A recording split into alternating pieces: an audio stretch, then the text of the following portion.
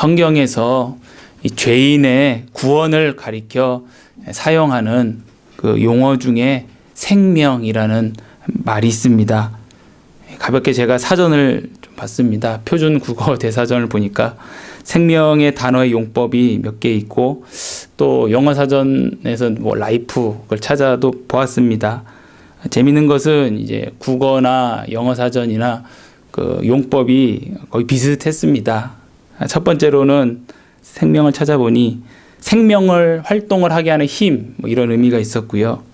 두 번째로는 어떤 뭐 살아있는 존재, 어떤 존재적 측면을 이렇게 얘기했었고, 세 번째로는 또 뭐 어떤 사는 기간, 어떤 시간적 측면도 얘기했고, 또 어떤 비유적인 의미로는 어떤 존재의 본질적인 측면을 가리킬 때 뭐 생명 이런 표현을 쓴다 이렇게 사전에서 확인했습니다.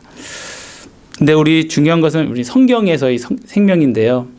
성경에서 생명은 당연히 우리가 육신적인 측면에 이 생명에 대해서도 말하고 있지만 또 그 이상의 함의를 담아서 사용되는 것을 우리가 봅니다. 그래서 이 시간에는 하나님께서 성경을 통해서 우리에게 생명이라는 용어를 통해 말씀하시는 바를 살펴보면서 또 하나님의 은혜를 받고자 합니다.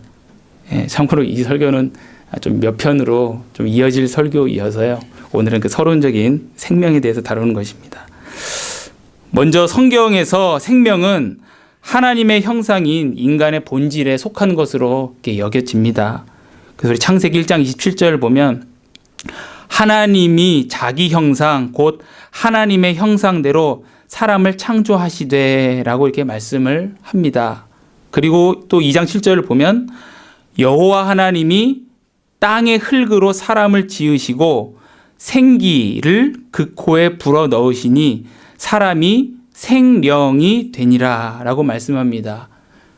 제가 마지막에 읽었던 2장 7절에는 생기라는 단어와 또 생령이라는 단어가 이게 나오는데 생기는 니시마트 하임이라는 원어가 있고요.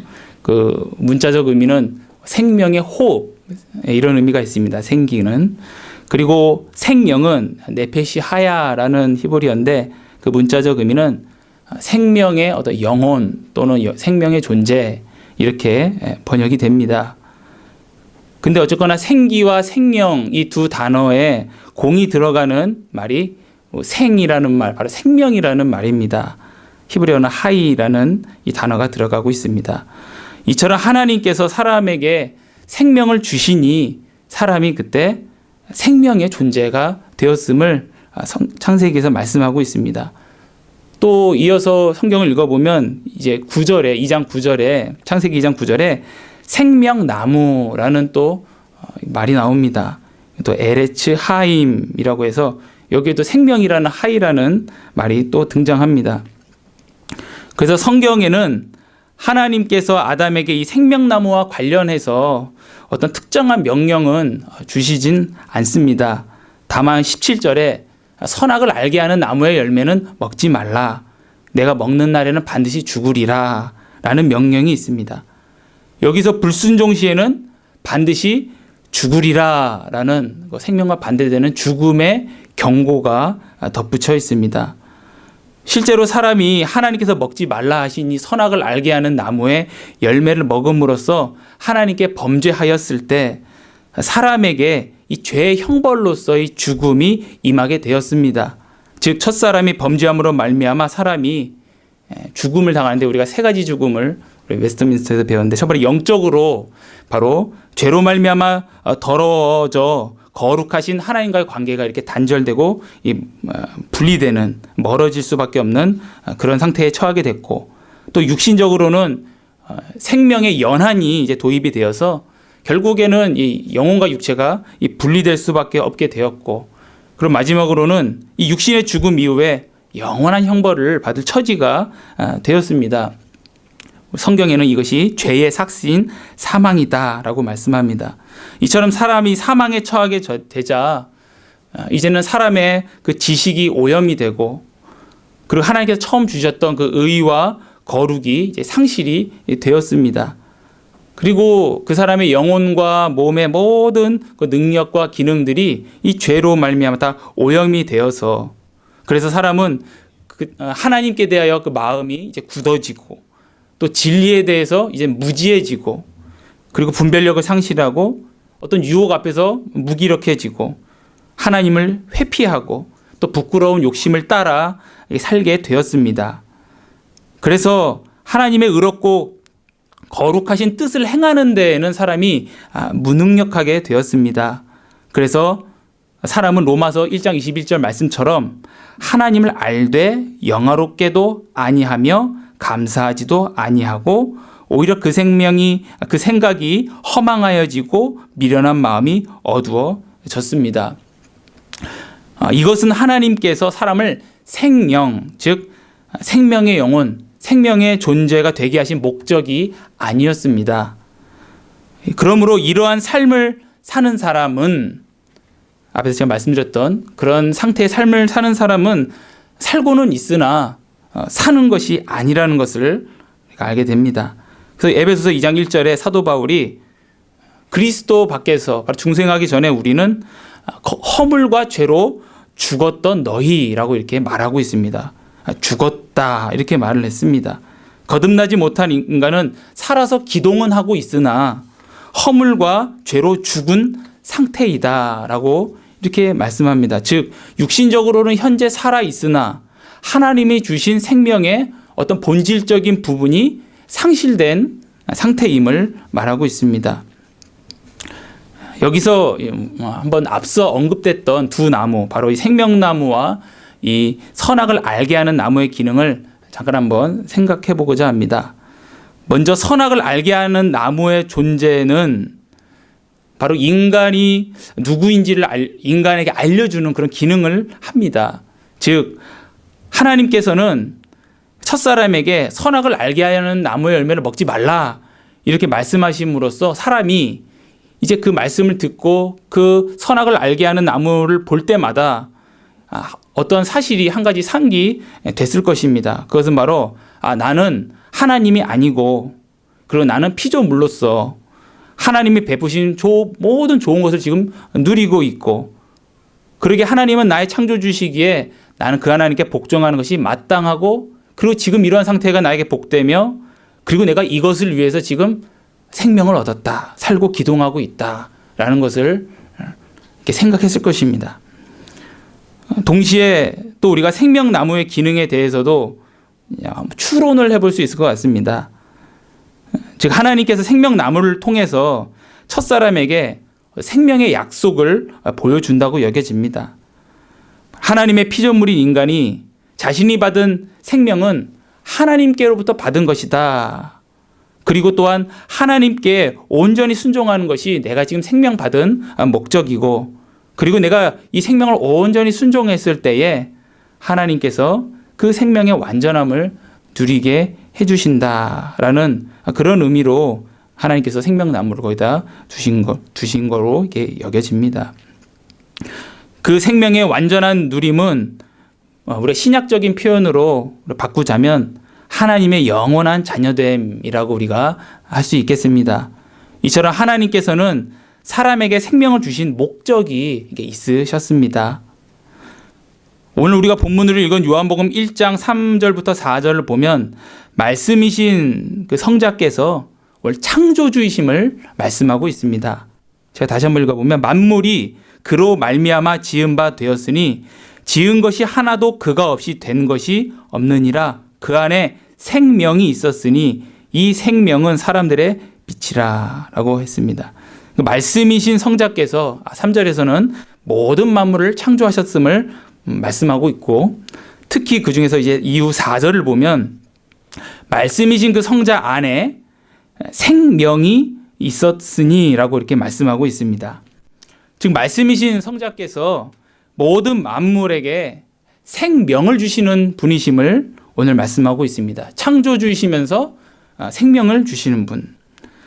여기서 말하는 생명은 4절에서 말하는 생명은 우리가 일반적으로 이해하는 그러한 생명으로 우선 여겨도 될 것 같습니다. 즉 존재를 유지하게 하고 또한 존재케 하고 또 기동케 하는 그러한 생명을 말합니다. 근데 이 4절의 후반부에는 조금 특별한 생명을 말합니다. 제가 읽어보면 이 생명은 사람들의 빛이라 라고 말씀합니다.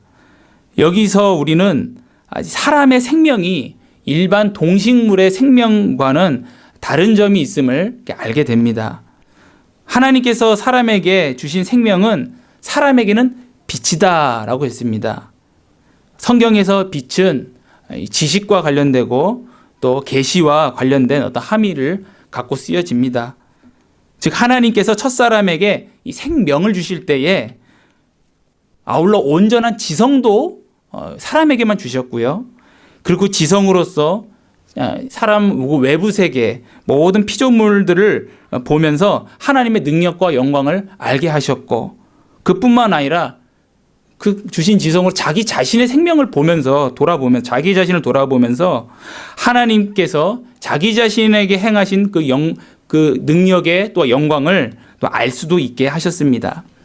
이렇게 타락 이전의 첫사람은 하나님께서 주신 온전한 지성으로 하나님을 알고 또 하나님의 말씀도 바로 이해하며 그리고 자신을 향한 하나님의 뜻을 또 온전히 또 순종하고 또 구현할 수 있었습니다.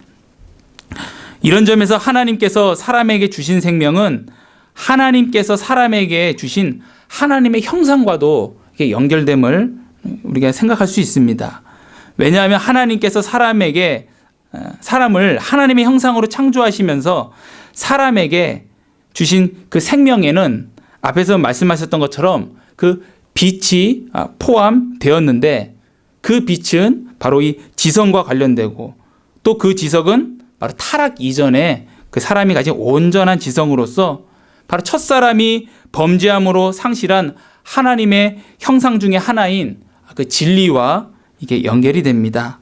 그래서 에베소서 4장 24절을 보면 하나님을 따라 의와 진리의 거룩함으로 지으심을 받은 새 사람을 입으라. 우리가 그리스도 안에서 회복된 우리의 모습을 말할 때 하나님을 따라 의와 진리의 거룩함, 이 세 가지의 요소를 이렇게 말을 합니다.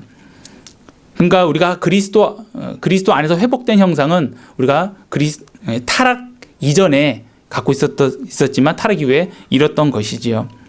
또한 성경은 타락한 인간이 회복되어야 될 하나님의 형상의 요소로서 이 구절처럼 지식을 강조할 뿐만 아니라 또한 골로새서 3장 10절에 또 이렇게 말합니다.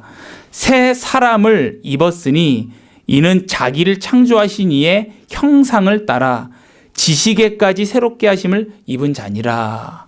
우리가 주님의 형상에 따라 새롭게 함을 얻을 때 바로 우리 지식이 새로워짐을 말씀합니다. 이렇게 하나님의 형상의 한 요소는 분명히 이 지식인데, 그 지식의 가장 중심을 이루는 것은 바로 하나님을 아는 지식입니다. 이렇듯 하나님을 아는 지식이라는 측면은 바로 우리 사람을 일반 동식물의 생명과 이게 구별하는데 아주 결정적인 요소입니다. 동물의 생명은 이 본능에 따라 먹고 활동하며 각종 이 생명 활동을 하는 것 뿐이지만, 우리 사람의 생명은 우리에겐 지정의라는 인격적인 구조와 함께 주어진 이런 생명입니다. 그래서 하나님께서는 인간에게만 이런 어떤 인격적인 생명을 주시면서, 그리고 인간으로 하여금 요구하시는 것이 바로 인격적인 순종을 받고자 하셨습니다. 이 인격적인 순종은 사람이 하나님을 아는 지식에 기초하여 하나님께 대하여 합당한 감정을 갖고 또한 의지로서 하나님이 명하시는 바, 그 기뻐하신 뜻에 순종하는 것입니다. 그래서 하나님께서는 사람에게 그 인격적 생명을 주시면서 이러한 인격적인 순종을 원하셨던 것입니다. 그러나 첫사람이 범죄함으로 바로 이러한 생명을 상실하였습니다. 거듭나지 않은 사람에게도 인격이 있습니다. 지정의가 있으나 그것은 이미 죄로 오염되었고 부패하였기에 하나님께 온전한 인격적 순종을 드리는 데는 무능하게 되었습니다. 그래서 거듭나지 못한 사람은 육신적으로는 기동하나 살아 있으나, 그러나 하나님께서 사람을 동식물과 구별하게 하신 그 생명을 주신 목적에 있어서는 그 생명을 상실한 자, 즉 죽은 자와 같습니다. 이런 의미에서 아담 이후의 모든 인류는 하나님께서 주신 생명을 상실했습니다. 그러므로 하나님께서는 말씀이신 성자로 말미암아 천지를 창조하시고 생명을 주셨듯이 바로 죄인이 잃어버린 그 생명을 말씀이신 성자를 통하여 다시 회복시키시되 더 낫게 온전한 생명을 주시고자 하셨습니다. 그래서 신약 성경에서는 그 생명에 수식어를 하나 더 붙여서 영원한 생명, 두 글자로 하면 영생을 우리에게 알려줍니다. 이 생명은 다시는 상실할 수 없는 더 낫고 완전한 생명입니다. 바로 이 생명을 창조자이신 이 말씀께서, 성자께서 우리에게 주십니다. 그리고 말씀이신 성자께서 생명을 잃은 우리에게 영생을 주시는 구속자이시기 위해서 우리를 위하여 사람이 되셨습니다. 그래서 요한복음 1장 14절을 보면 말씀이 육신이 되어 우리 가운데 거하심에 우리가 그의 영광을 보니 아버지의 독생자의 영광이요 은혜와 진리가 충만하더라 라고 말씀합니다. 성자께서 사람이 되셔서 이루신 모든 사역은 바로 우리의 영생을 위한 모든 공로를 쌓아 의를 이루기 위한 것이었습니다. 그래서 성자께서는 동정녀 마리아의 태에 성령으로 잉태되심으로부터 일평생 모든 하나님의 율법과 그 말씀에 순종하시되 죽기까지 복종하심으로써 바로 우리의 모태로부터 우리 일생의 모든 죄를 담당할 모든 의를 다 이루시고 또한 우리가 하나님의 자녀로서 영생을 누리는 그 모든 의를 또한 다 이루셨습니다. 그러므로 우리가 이 예수 그리스도를 믿으면 하나님께서는 우리에게 더 이상 진노치 않으시고 우리의 모든 죄를 다 깨끗하게 용서하시고 더 나아가 우리를 하나님의 자녀로 맞아 안아주시며 그리고 우리에게서 영원히 떠나지 않으시고 그리고 은혜를 베푸심으로써 우리가 하나님의 자녀로서 인격적인 순종을 하나님께 드릴 수 있게 도와주십니다. 그래서 우리는 비록 지상에서는 약함도 있고 또 곤고함도 있으나 그것은 우리가 생명이 없다는 증거가 아니라 오히려 우리가 은혜의 보좌 앞에 나아가 예수 그리스도의 그 부활의 능력을 경험하면서 우리에게 생명이 있음을 확인할 그런 계기로서 하나님께서 우리에게 주십니다.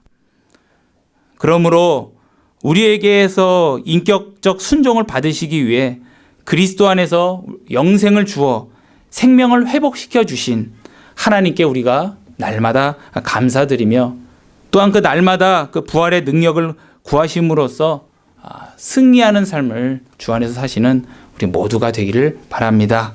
기도하시겠습니다. 거룩하고 자비로우신 하나님 아버지,